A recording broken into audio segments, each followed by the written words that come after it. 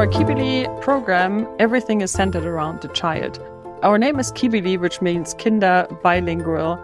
It combines preschool and kindergarten together.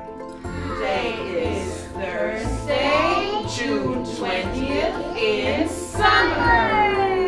One teacher, one language, that's our concept. So one teacher will always speak in English, the other one in German. So we expose our students to a natural language environment.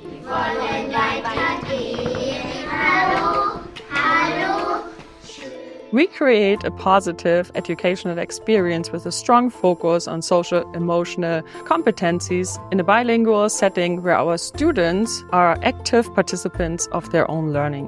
1, 2, 3, 4, 5, 6, and Students don't necessarily have to start in Kibili, and students don't necessarily have to be German. We have students from all over the world of different kinds of nationalities, different languages, and some students start in 3rd grade or 4th grade. We prepare our students with a growth mindset in making sure that they're adaptive and that they are able to pick up those German language acquisition skills. We work really hard to make sure that our students from grade 1 all the way through grade 4 are on that Abitur track.